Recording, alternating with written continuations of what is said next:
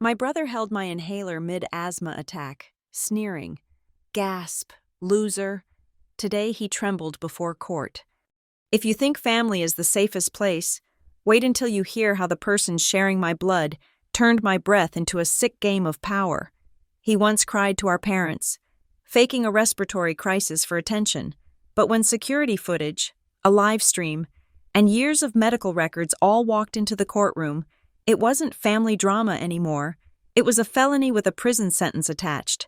This isn't a story about a sick, weak girl. It's about how one person stopped being the central victim and used the day she almost died as evidence to destroy the wicked control her brother thought he possessed. Olivia Mercer, 23 years old, severe asthmatic. I live in the sun-baked, anonymous sprawl of suburban Phoenix, Arizona. And this morning, Black Friday morning, my throat is a coil of fire. It's 6 o'clock in the morning. My chest is a vice. I wake with a choked gasp, a sound that isn't breathing but a desperate attempt at air.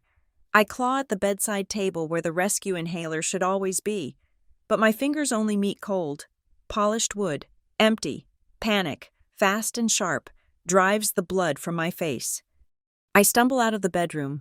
The world is spinning, a dizzy blur of beige walls and cheap holiday lights.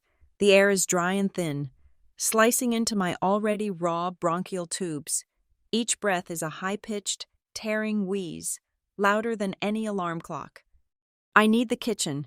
I need the medication cabinet, the one with the combination lock, where Mom and Dad keep the emergency stores. I lean on the counter, knuckles white.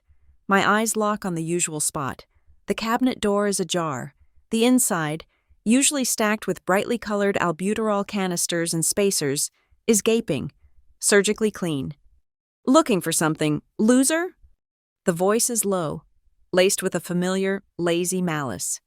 Ethan, my brother, 19 years old, leaning against the doorframe leading to the garage, casual as if waiting for the morning school bus. But the coldness in his eyes, that's new. That's crystalline. He holds up a clear plastic evidence bag. Inside, 7 bright metal cylinders, mine, his, the spares, rattle like dice. The glint of the aluminum catches the morning light. He shakes the bag gently, a conductor signaling the start of a symphony of terror. Click, click. Happy Black Friday. Live, he drawls, his smile a thin white line. Today we find out just how long you survive without your little crutches. The wheezing intensifies. My lungs sound like a kettle boiling over. My knees turn to jelly.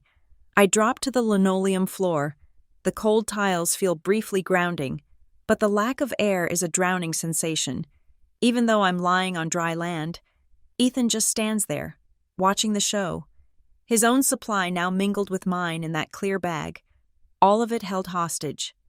Cut to present. The air here is cold, sterile, and still. Maricopa County Superior Court, Phoenix. The room is cavernous, heavy with dark wood, and the hushed weight of finality. I am seated in the front row, wrapped tight in a borrowed blazer that feels too formal, too restrictive, against my chest. Ethan is no longer the grinning boy from the kitchen. He is the defendant, dressed in a standard-issue orange jumpsuit. His wrists are cuffed to a chain circling his waist. His face is pale, blotchy, eyes red-rimmed. He is trembling, a low, continuous vibration that shakes his shoulders. He won't meet my gaze. The judge, a stern woman in black robes, reads the indictment, her voice flat and judicial. The defendant, Ethan Greg Mercer, is charged with 1 count of aggravated assault, designated under Arizona Revised Statute 131204, specifically through the intentional deprivation and destruction of prescription medication vital to the life support of a chronically ill person, a statute that treats such deprivation as the use of a deadly weapon. Deprivation. The word hits me like the clang of metal. Cut to Black Friday, 6:30 a.m. I am on my hands and knees, dragging myself across the kitchen floor. My diaphragm is convulsing. I try to talk, to beg, but only a dry, rattling hiss escapes. Ethan is at the butcher block island. He takes a single, blue rescue inhaler from the bag. He picks up the small, ornamental metal hammer Mom uses to crack nuts. He places the inhaler on the granite counter. "This one's for all the birthday parties I missed," he mutters. K-chunk. The sound of the hammer meeting the metal canister is sharp, impossibly loud. The casing splits. A cloud of fine, white medication, my life force, my next 20 breaths, puffs out and dissolves instantly in the dry morning air. The smell is faintly medicinal, like burnt sugar. Cut to courtroom. Today. The judge pauses, lifting her heavy wooden gavel. She taps it once, lightly, calling a brief recess. Tap. The sound is soft, authoritative, a controlled echo of the chaos. Cut to Black Friday. Ethan smashes another one. "This one's for always being the background noise." Ka-chunk. Another cloud of white. Another gasp, wasted.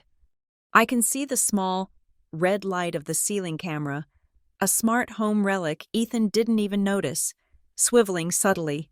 He has turned the main kitchen camera toward the window, but this one, a tiny dot, is capturing everything.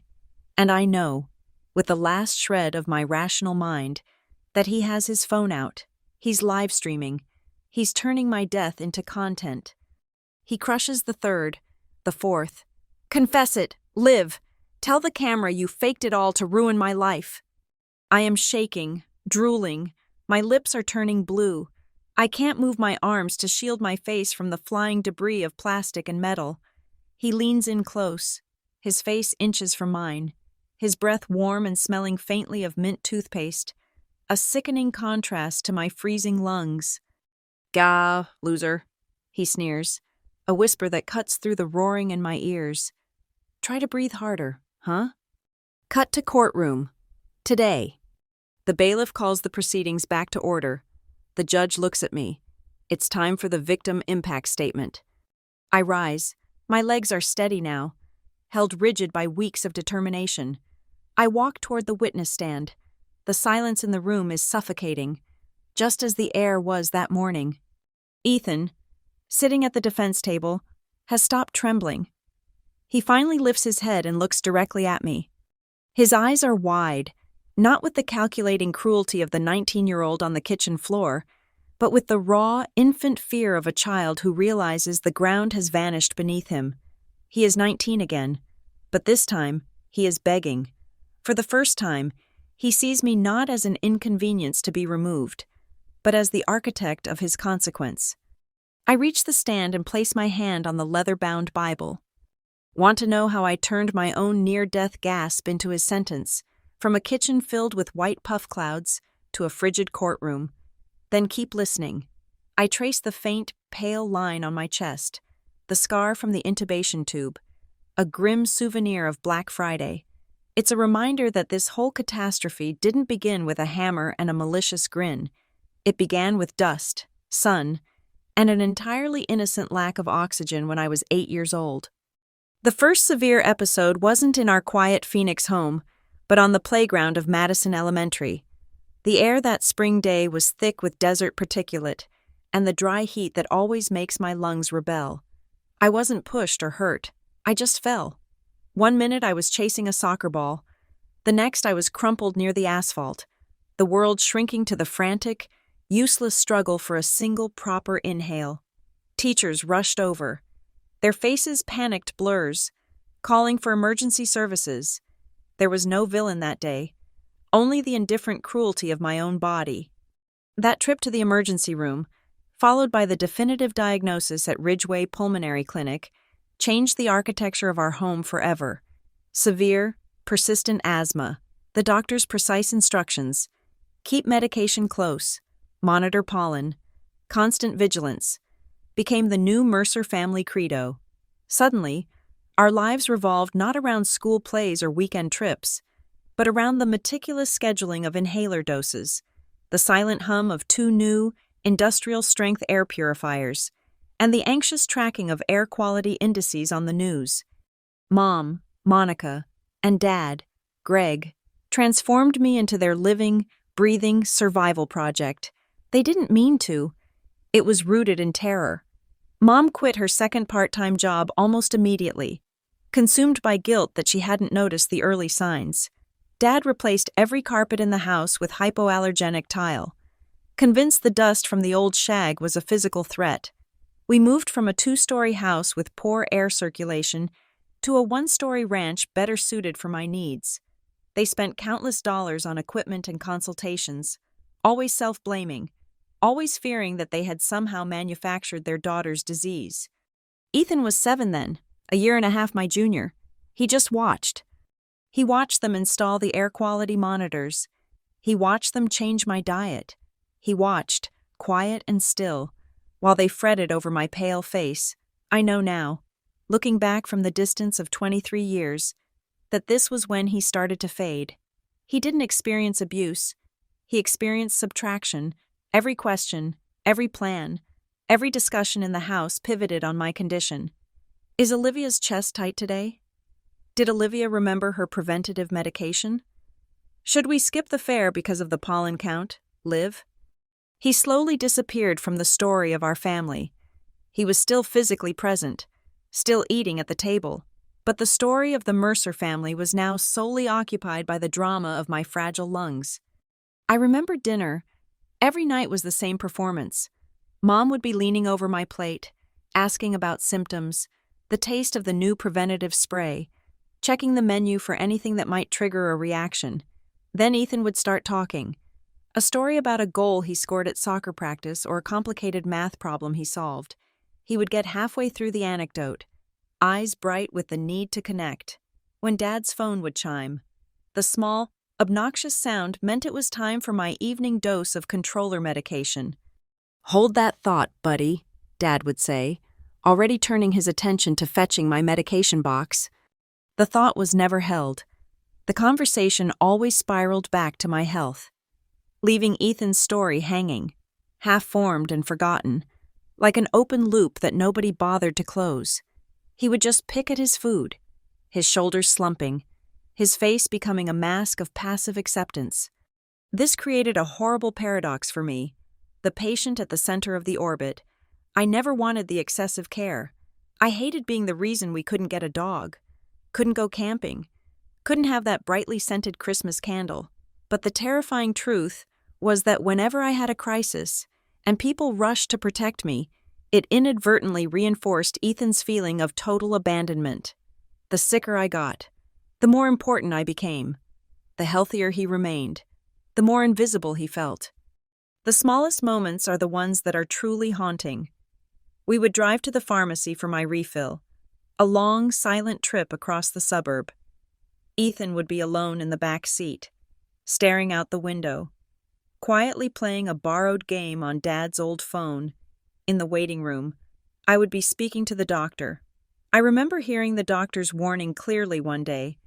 If she goes without her quick relief medicine during a serious attack, she could stop breathing in just a few minutes. Ethan was there, too. He was listening to the gravity of my existence, the absolute life-or-death power of that little metal cylinder. No one intended to construct this hierarchy. No one said, "Ethan, you are the second child, and your value is secondary to your sister's medical needs." Yet, every daily habit, every family schedule, and every well-meaning, anxious utterance inadvertently constructed an invisible cell, trapping his sense of self-worth inside the shadow of my disease. He was the child who had to be quiet so the real patient could rest. Back then, I thought the scariest thing was not being able to breathe. I never realized the second scariest thing was the person who grew up in my shadow, deciding to hold my very breath as his lever of power. High school was supposed to be my first taste of genuine freedom, a place where Olivia Mercer wasn't just the sick kid. I was 14 when I started at Mountain View High, trading the confining beige of our suburban home for the electric energy of the crowded hallways. I was cleared to join the marching band, flute, because it didn't require too much deep lung capacity, and even the lightest physical education classes. I started getting invitations to hang out at the mall, the kind of normal, dumb stuff teenagers do. But the asthma, even when well managed, never left the backstage. It was a phantom conductor, always ready to start an unwelcome symphony. The metallic taste of the rescue inhaler was always in my backpack pocket, a constant reminder of my otherness. My friends would joke about anything, my bad taste in music, my awful geometry scores, but they never touched the asthma. It was the sacred, unspoken line that cemented my difference. Meanwhile, Ethan, at 13, hit a growth spurt that seemed overnight. He was tall, athletic, and quickly became a star lineman on the junior varsity football team. He started dating. His first girlfriend was a cheerleader named Chloe who smelled permanently of cherry lip gloss. He was finally doing everything that screams center of the universe in an American high school movie. But the universe still tilted toward my lungs. I remember his sophomore year homecoming game. Ethan's team was down by 4 points with less than 2 minutes left. He made a spectacular tackle that forced a fumble, setting the offense up for the winning drive. The crowd went nuts. Mom and Dad were already beaming, pulling out their phones to capture his moment of glory after the game. Then it happened. Not a full-blown attack, just a dry, hacking cough, a few of them in a row. Immediately, Dad's face went rigid. "Liv, are you okay? Do you feel that tightness?" Mom was already grabbing my pulse oximeter from her purse. "The dust from the field is terrible. Greg, we need to leave." The coaches were still mobbing Ethan on the field, his triumphant grin huge. He looked over, saw Mom and Dad pulling me toward the car, and his grin evaporated. Just like that, his victory, his 5-minute spotlight, was stolen by my 5-second cough. They missed the final score, they missed the team chant, and they missed the photograph of him holding the game ball. When he got home later, slamming the back door, he didn't scream. He just threw his helmet on the floor and muttered a comment that cut straight through the protective bubble I lived in. "If you didn't need to run off to the ER all the time, maybe I'd have more than 3 team photos that aren't blurry, huh?" It was half joke, half dagger, a dark truth veiled in teenage cynicism. The worst revelation came later that year. Mom had used Ethan's old phone to download a grocery list app and hadn't wiped the messages yet. I was helping her set it up when I accidentally opened a recent group chat with his buddies. One message stood out. It wasn't violent, just profoundly bitter. "Ethan, my house is like a mini hospital. I'm just mobile furniture that takes up space." Mobile furniture, that phrase, written in the fast, casual language of a teenage boy, felt like a physical blow. It wasn't aggression toward me. It was the raw, unedited distillation of his entire existence. To him, I was the fixed apparatus, the life support, and he was just the optional chair in the corner. After that, I tried harder to be his advocate. I went to every single game, even the ones in the scorching heat or the ones where the air quality was barely tolerable. I'd sit on the sidelines, my nebulizer machine ready in the car, wearing a surgical mask and my air-filtering glasses. I made giant posters for the team, but inevitably, if I took one too many deep breaths, or if the exertion of yelling made me cough, Mom and Dad would swoop in, pull me back to the safety of the AC, and abandon the game mid-third quarter. The parental anxiety, their project, always superseded Ethan's reality. The verbal barbs started getting sharper. They weren't just about the attention anymore. They were about the air itself. We were arguing about who got to use the car. Ethan sighed dramatically, rubbing his chest. "Relax," he said, rolling his eyes. "Can't you tell? The air in this house belongs to you. Liv, you're just letting me borrow the oxygen. We all know we're just living for your lungs anyway." That kind of statement, delivered with a smirk, was insidious. It implied that my need to breathe was a selfish act, a power play. He still hadn't touched my medication, but he was actively cultivating the idea that my illness was a tool of control, not a medical condition. Then came the ubiquity of social media. For me, Instagram and TikTok became digital support groups. I followed chronic illness advocates, people sharing tips on managing summer heat in the Southwest, or showing off their portable nebulizers. It was a space for validation, a place where I wasn't an anomaly. Ethan's digital landscape was very different. While he posted typical teenager content, football clips, pictures with Chloe, I noticed he started following specific corners of YouTube and TikTok, channels focused on family drama story time, sibling rivalry confessions, and most disturbingly, creators who used narratives of family tragedy or sibling illness to generate intense engagement and, eventually, monetization. He'd spend hours scrolling through videos of neglected middle child narratives, and my chronically ill sibling took over my life. One evening, I found him leaning back in his desk chair, headphones on, eyes glued to his phone. He was watching a clip of an older brother tearfully recounting how his younger sister's rare disease had stolen all the love and resources from their parents. The camera lingered on the brother's wet eyes and trembling hands. I watched Ethan's reflection in the dark monitor of his computer. His face wasn't sad or neglected anymore. It was a cold mix of recognition and calculation. He wasn't just consuming the content. He was studying the performance, learning how to turn his own long-held bitterness into a dramatic, high-view narrative. He had decided that if he couldn't reclaim the spotlight through achievements, he would seize it through victimhood, even if it meant twisting the truth of my breathing into his own, deadly content. The shift from resentment to full-blown theatrical deceit began when I started my freshman year at Desert View Community College. I was trying to map out a life that minimized medical emergencies. Ethan was mapping out a life that maximized his digital income. He'd found a hugely successful YouTube and TikTok niche, young adults sharing their life with a chronic illness narratives. These creators generated serious revenue, endorsements, merchandise, and a steady stream of donations. The content was often genuine, but the format, dramatic, tearful confessions, was what he studied. Ethan wasn't interested in recovery. He was interested in the algorithm. The performances started small, a hacking, dry cough, when our distant Aunt Carol visited, a sudden dramatic grab for his chest when his high school guidance counselor called about his lack of focus.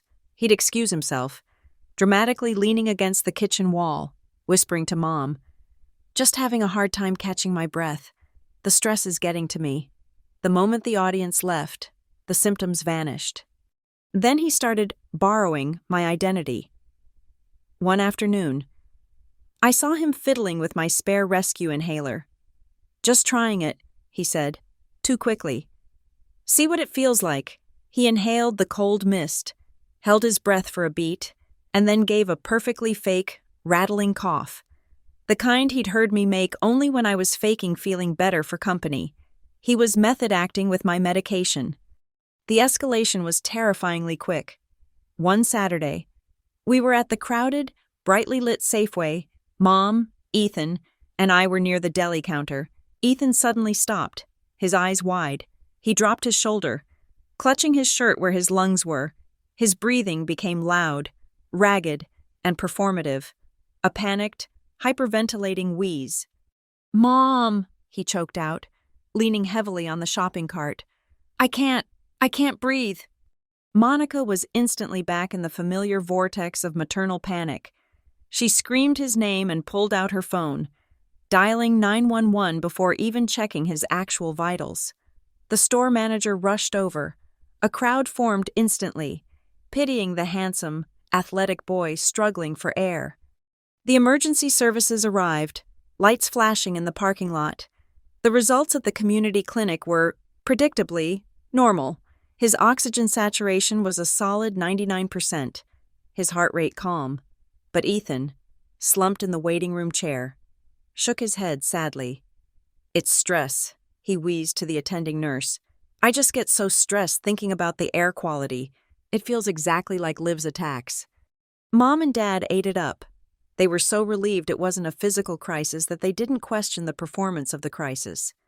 The technical research phase was perhaps the most chilling.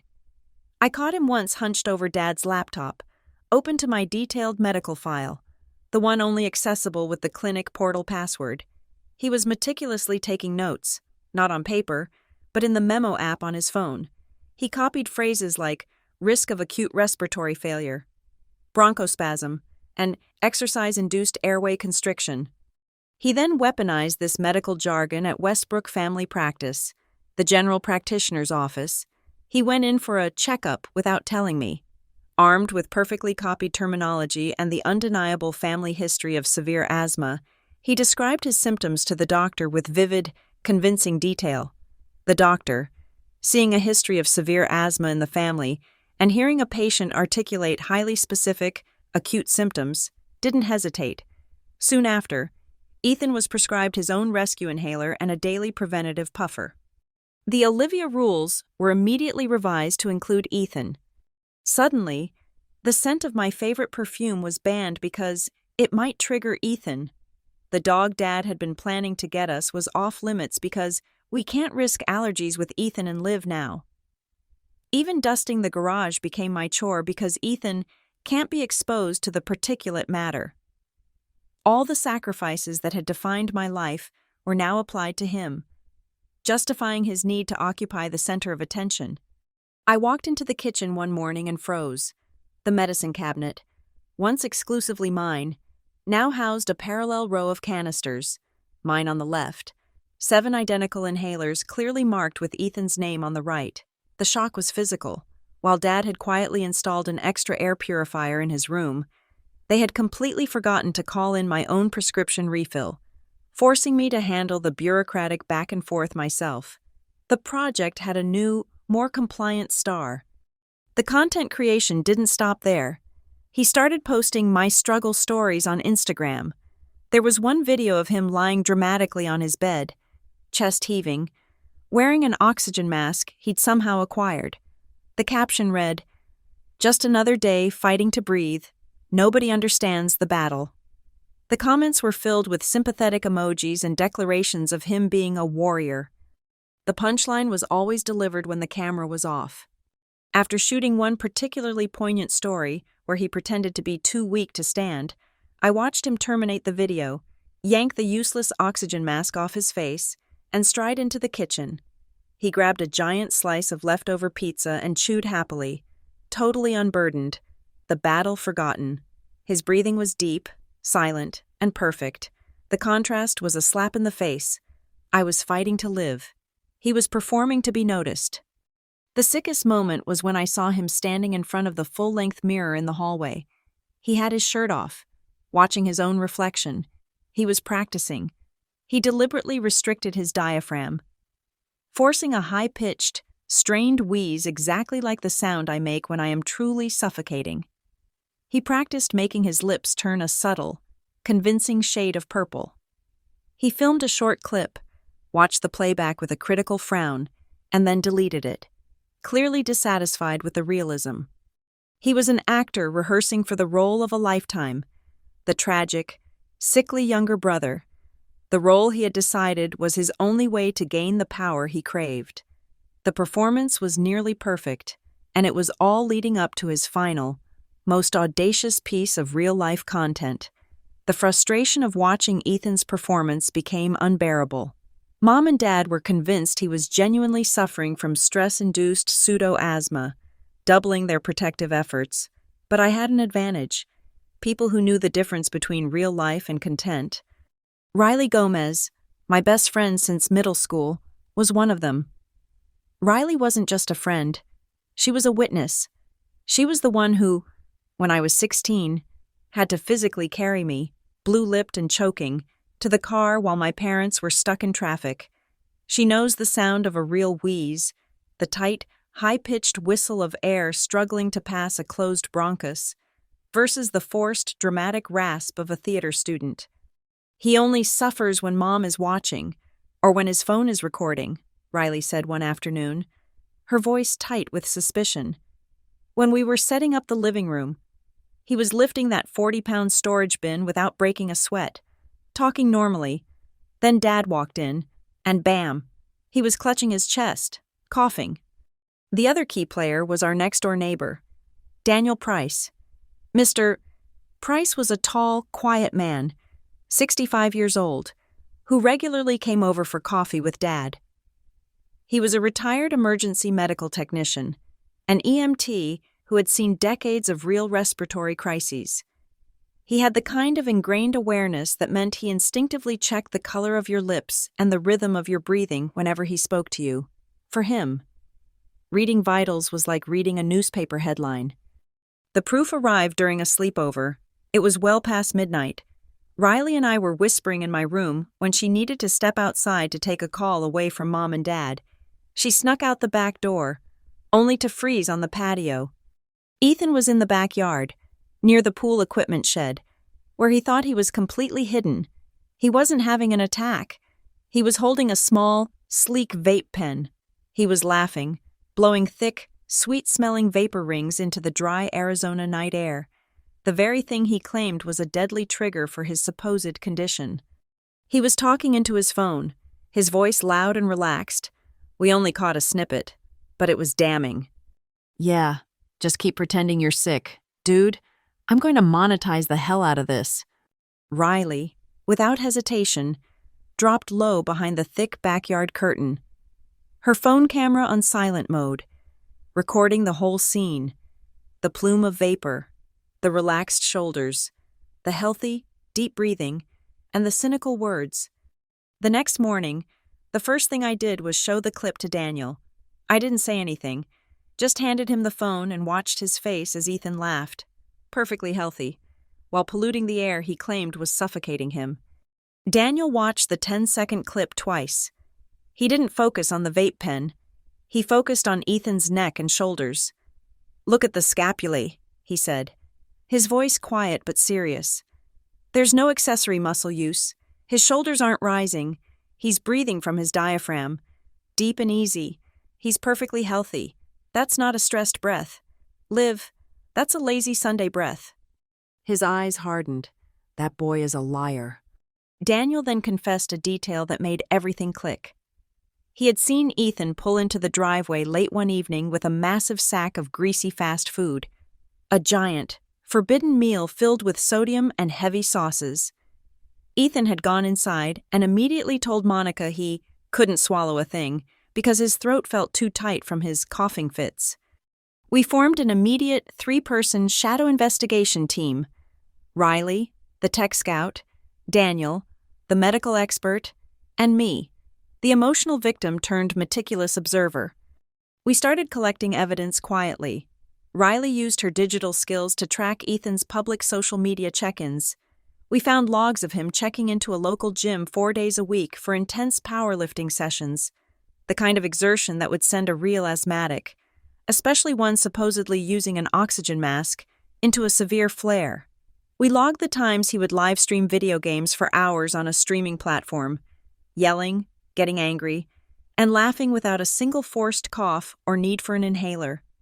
The most shocking discovery came when Riley found an alternate TikTok account. It was private, but she used a dummy account to gain access. Under an anonymous, edgy handle, Ethan had amassed over 40,000 followers. This channel wasn't about his supposed illness. It was a dedicated sibling tragedy story account. He would post dramatic, heavily edited videos. "My family thinks I'm dying, but it's my sister's fault." In his version of the narrative, I was the manipulative villain. He claimed I had encouraged him to mimic my symptoms, creating a dependency narrative to keep my parents hyper-focused on me, ensuring he, the strong, normal brother, was neglected and forced to fend for himself.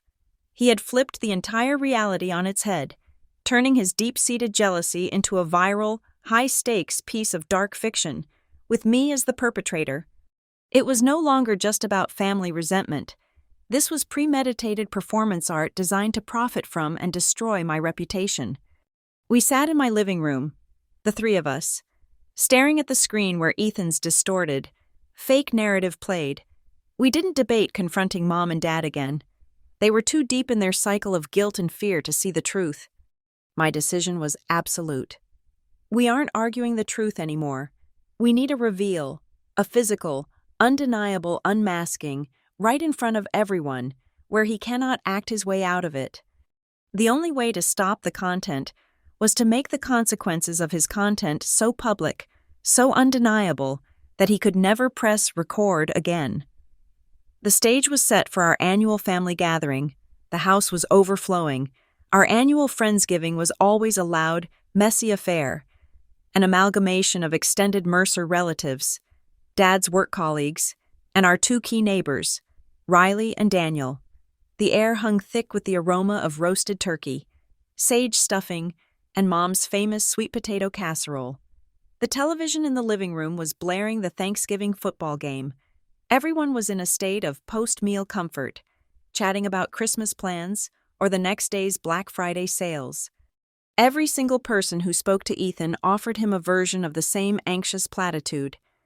Be sure to take care of yourself. Ethan, after those awful breathing spells you've been having, he soaked it up, offering a fragile, brave smile, leaning slightly on the mantelpiece for dramatic effect. He was the family martyr, and this crowded room was his largest audience yet. Riley and I worked the room like two counter-spies. We had anticipated his need to perform in front of the largest possible crowd. Riley's phone was already connected to the living room's smart television, hidden behind a coaster, ready for an immediate screen-mirroring cast. Daniel Price was seated in a quiet corner near the window, sipping iced tea, his gaze unnervingly fixed on Ethan's chest. He was waiting for the familiar, artificial rhythm of the staged attack. It happened right as Dad stood up, glass raised, to offer the official Thanksgiving toast. To family, to health, and to being grateful for everything we have, Greg declared, his voice full of seasonal warmth. Just as the crystal glasses clinked, Ethan let out a hacking cough. He dropped his glass, a small, sharp sound, and grabbed his chest with both hands. His face contorted, eyes wide and unfocused. He pushed his chair back violently, the legs scraping loudly on the tile, and then, with a slow, exaggerated melodrama, crumpled to the floor. The sound of his collapse killed the festive hum instantly. It was a perfect, Oscar-worthy fall. Monica screamed, dropping her own glass. "My God, it's a spasm. He can't breathe. Call 911. She was already scrambling for her purse, her hands shaking. This was the critical moment. Before Monica could even unlock her phone, Riley stabbed the screen mirroring button. The large flat-screen television, which minutes ago showed two burly football players colliding, instantly displayed a different, deeply unsettling image. Our backyard at midnight. The frame was dominated by Ethan, relaxed and grinning, blowing a huge, billowing cloud of berry-scented vapor from a pen light in his hand. The audio, amplified through the home speakers, was chillingly clear. Ethan's voice, healthy and strong, said, "Yeah, man, just keep pretending you're sick. Dude, I'm going to monetize the hell out of this." The room plunged into an absolute deafening silence. The only sound was the faint, tinny audio feedback from the phone. All those relatives, neighbors, and colleagues, people who had just expressed sympathy for his suffering, were staring at the evidence of his cold, calculated lie. Before anyone could move, Daniel stepped forward. He moved with the focused speed of a first responder. He didn't yell or accuse. He knelt beside Ethan's writhing form, pulled a small, black spot woo meter from his keyring, and clipped it decisively onto Ethan's left index finger. He waited for the numbers to stabilize, his voice cutting through the thick, horrified air like a razor. "The patient's oxygen saturation is 99%, Daniel announced to the entire room. "His heart rate is 68 beats per minute. He is breathing fully and deeply. This boy is not, in any medically discernible way, having a respiratory event." He looked straight at Monica and Greg. "He is not having an attack. He is acting." The spell broke. Greg stared at his son, his face a mask of shock and betrayal, as if seeing a stranger instead of the boy he had spent thousands of dollars protecting. Monica sank onto the sofa, her face buried in her hands, her shame palpable. A cacophony of panicked murmuring erupted. A few relatives, sensing the pure, raw drama, actually pulled out their phones and started filming the aftermath. Ethan blinked. The deep, forced breaths stopped. He realized he was busted. He stood up, slowly, abandoning his role as the victim. Greg spoke then, his voice shaking but possessing a deep, resonant fury I had never heard directed at us before. "Get out. You have 30 days to pack and find a place. Your college fund, your allowance, your health insurance, all of it is gone today. And first thing Monday morning, I am calling a family lawyer. You will never mock your sister's illness or our family's trust again." Ethan didn't cry. He didn't beg for forgiveness. The mask of the sad, neglected boy was gone, replaced by a deep, terrifying resentment. He looked past his distraught parents, past the gasping relatives, and fixed his eyes directly on me, then Riley, then Daniel. He spoke slowly, deliberately, his voice low and cold. "You three will remember this Friendsgiving for the rest of your lives. I promise you that." The threat was cold, absolute, and devoid of youthful emotion. It was the sound of a truly broken connection. A moment later, the front door slammed shut, hard enough to shake the wall.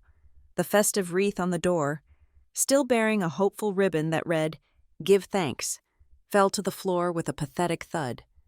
I watched him go, feeling the cold weight of vindication. I thought it was over. I thought the drama had reached its final, public climax. I never realized it was merely the opening act for the day of the crushed inhalers, the day of Black Friday.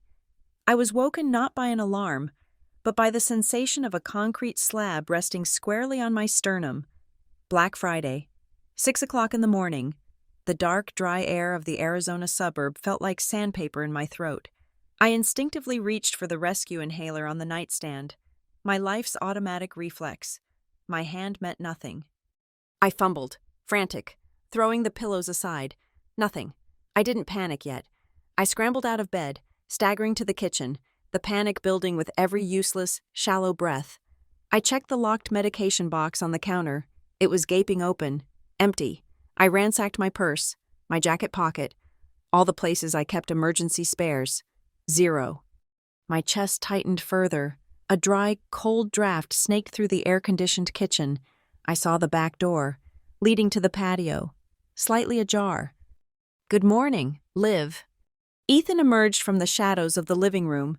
He wasn't wearing an orange jumpsuit yet, just a pair of sweatpants, looking unsettlingly casual.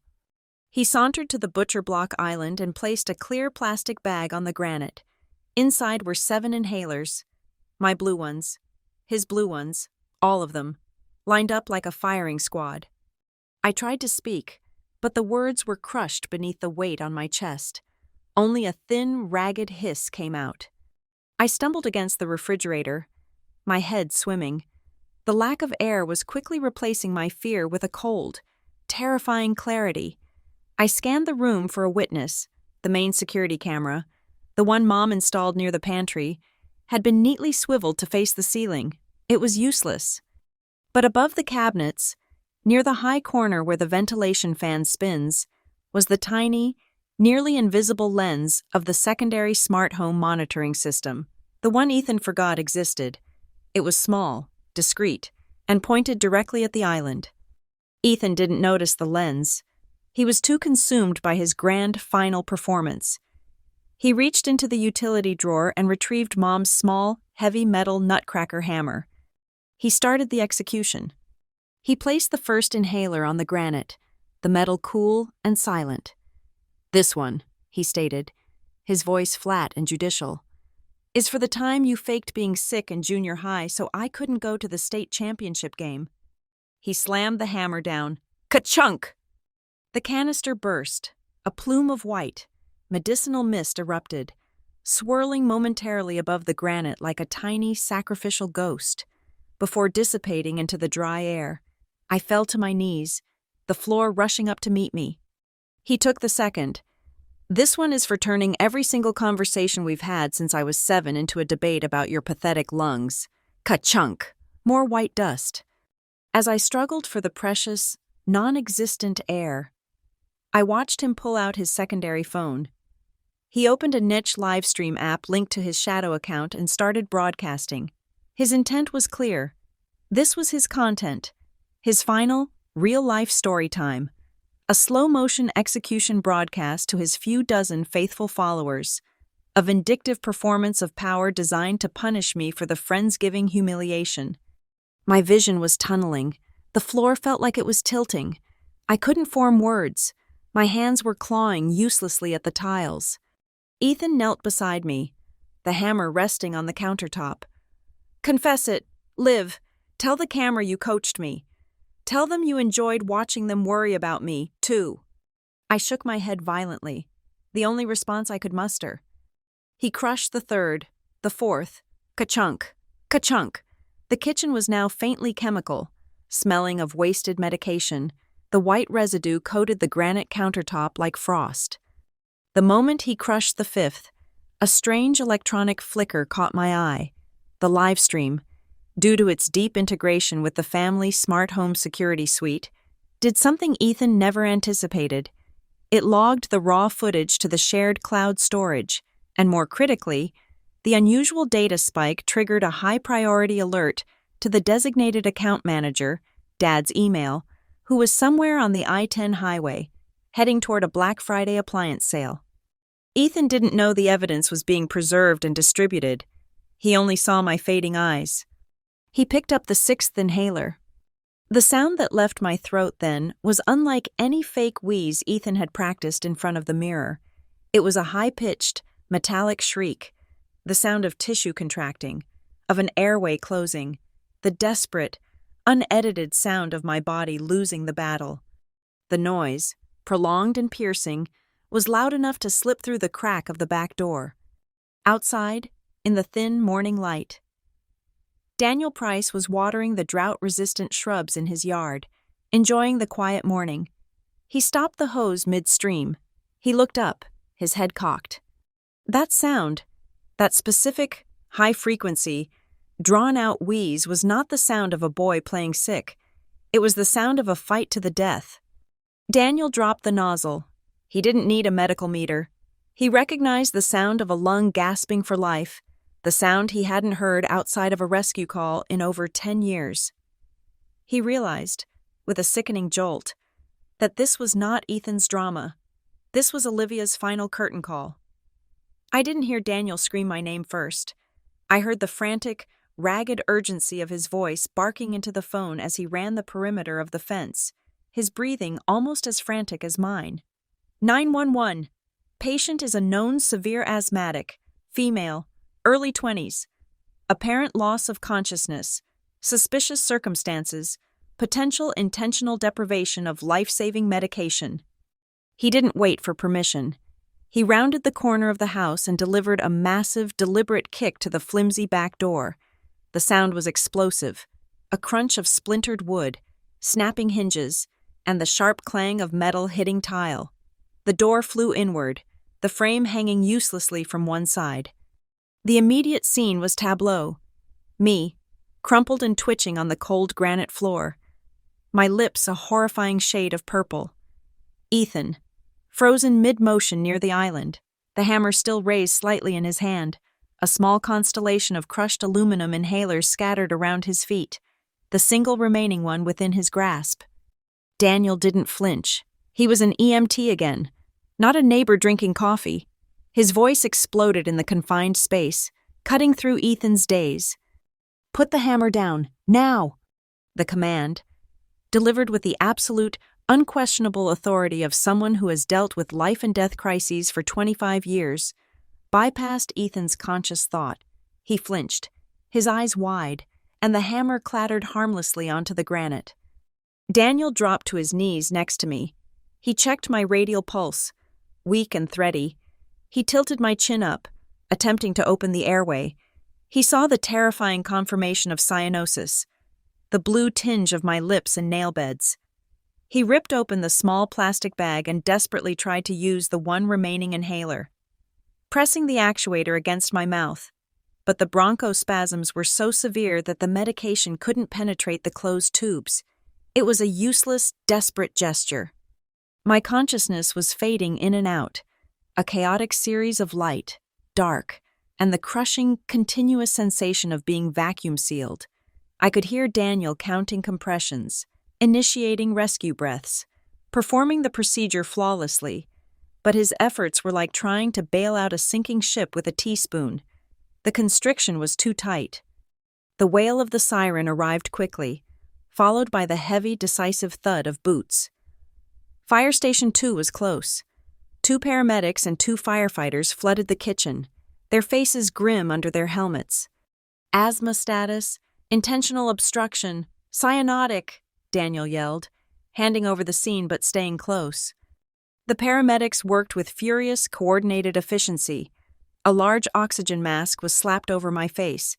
A portable nebulizer was immediately started, pumping high-dose medication directly into the minimal air I could draw. An IV line was established in my arm. They called out the numbers. CTS are 78, heart rate 135. In the corner, 2 uniformed police officers were already securing the scene, their attention divided between the crime and the medical emergency. One officer cuffed Ethan's hands behind his back right next to the island, the metallic click of the restraints echoing the hammer blows. Then, a moment of startling personal connection.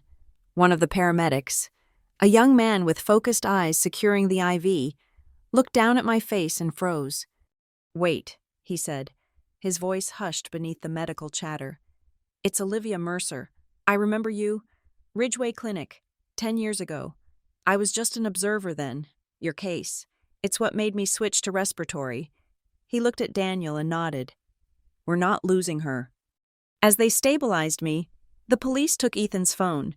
A detective quickly opened the video application and found the automatically saved live stream file, which had ended minutes before.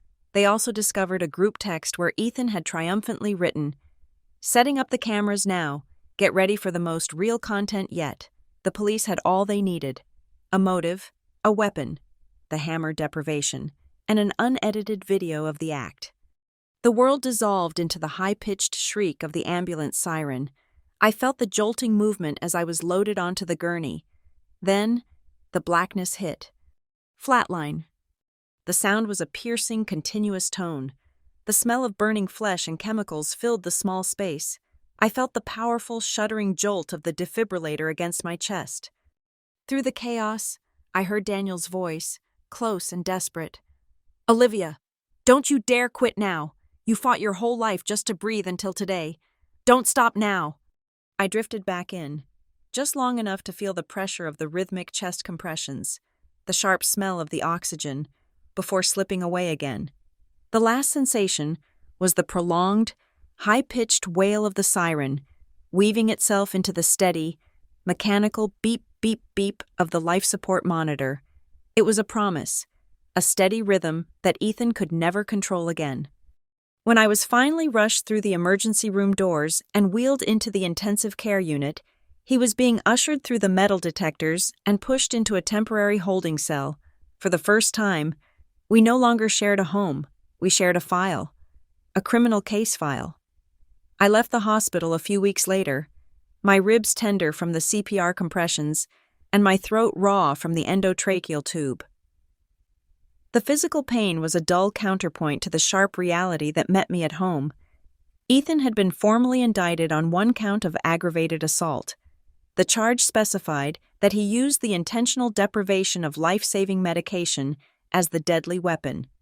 The day of the preliminary hearing, I walked into the Maricopa County Courthouse surrounded by a silent, supportive unit.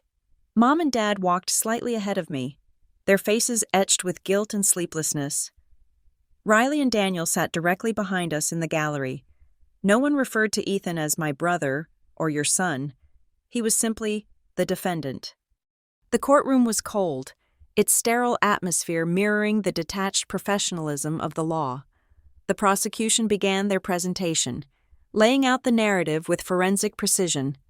"We will demonstrate that this was not a prank gone wrong, but a calculated criminal act spanning a minimum of 30 days, the lead prosecutor stated, her voice even and clinical. She presented the evidence in layers. First, the medical history. 23 years of documented severe asthma, highlighting the doctor's explicit warnings that withdrawal of medication would be immediately life-threatening. Then, the technical data. A diagram of our smart home network flashed onto the large courtroom screen. The logs clearly showed Ethan's user profile had deactivated all security notifications in the kitchen area just 1 hour before the assault. The precise log of the back door being unlocked and relocked from the outside at 5:45 in the morning established his premeditated entry. Then came the centerpiece. The prosecutor announced, "The key piece of evidence, recorded simultaneously by the defendant's secondary video application and the plaintiff's smart home cloud system, is the defendant's own narrative." The video from the small corner camera began to play. The silence in the courtroom was absolute. It showed Ethan placing the inhalers, the precise movement of the hammer, his cold, demanding face as he leaned down to me. Most damning was the audio. Ethan's clear, steady voice making his demands, followed by my terrifying, high-pitched wheeze and choked coughs. The real sound of my suffocation echoing unnaturally in the judicial chamber. Several people in the gallery visibly flinched. Ethan's public defender, a tired-looking man with an expensive suit, tried to counter. He argued that Ethan was a traumatized young man, a victim of the pressures of having a chronically ill sibling, and that the act was merely a spontaneous emotional explosion, a misguided cry for help that accidentally went too far. He begged the court to see it as a momentary lapse in judgment, not a calculated attempt to cause harm. The prosecutor shut down the defense with cold, hard data. She brought up Ethan's meticulously researched fake medical history, his group chat messages bragging about creating realistic content, and Riley's video of him casually vaping. She then played the 911 recording where Daniel, an experienced EMT, immediately and correctly identified the act as intentional deprivation.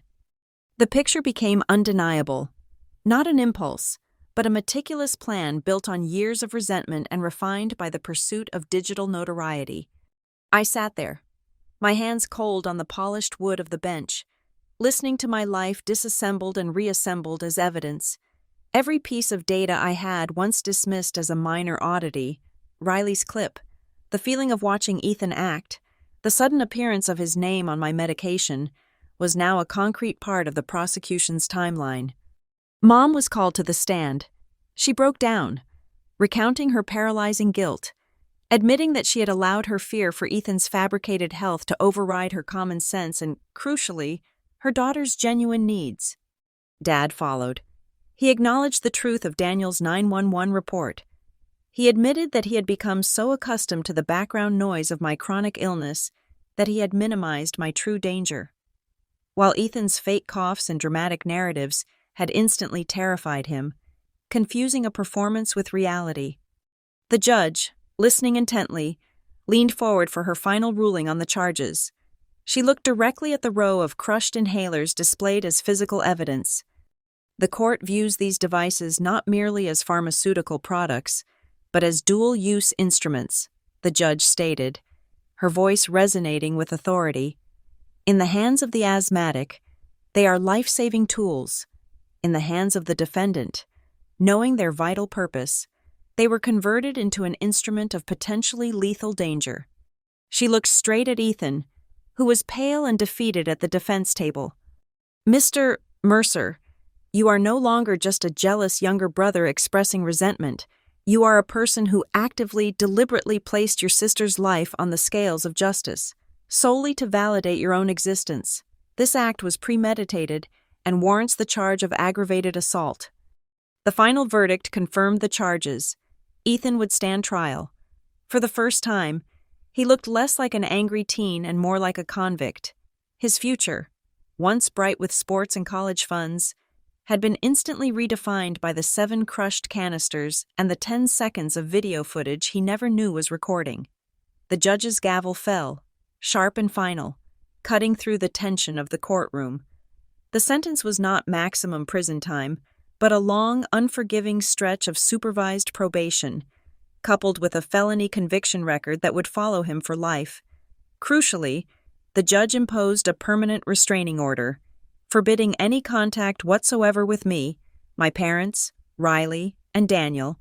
Any violation, a single text message, a social media mention, would result in the immediate revocation of probation and transfer to a state penitentiary. Ethan's composure finally shattered. For the first time, his eyes weren't fixed on the camera or a performance. They were fixed on the terrifying reality of losing his freedom, his stage, and his entire future. He scanned the room desperately, his eyes locking onto mine, seeking the familiar, protective connection, the lifeline he had tried to cut but secretly relied on. I stood up when the bailiff called my name. My legs were unsteady, still weak from the ICU stay, and my hands trembled slightly, a residual nervous reflex from the near suffocation. But when I reached the victim impact stand, my voice was steady and calm. I didn't recount the details of the Black Friday attack. I didn't beg the judge for a harsher sentence. My statement was solely for him. Ethan, you decided to turn my final breath into a piece of content, a dramatic performance to prove your relevance, I said, looking him directly in the eye. Today, I return that decision to you. I give you the absolute silence you could never stand. I paused, letting the weight of the courtroom silence settle around us. You are no longer my brother. You are a stranger who attempted to kill me, and strangers forfeit the right to touch my name, to enter the memories of my family, or to ever lay a hand on an inhaler that belongs to me. He tried to speak, his lips forming the start of my name. Live. But I didn't wait. I turned my back before the word was fully formed. I severed the last thread connecting us, his desperate need for my acknowledgement. That evening, the cleaning process began. It wasn't about dust or pollen anymore. It was about cleansing the residual anxiety. Dad replaced all the locks on the doors, and together, we installed new, highly visible security cameras, not to monitor my symptoms, but to affirm that no external threat could ever breach my safety or try to seize control of my breath again. Daniel stopped by, helping Dad take down all the old family photos from the hallway walls.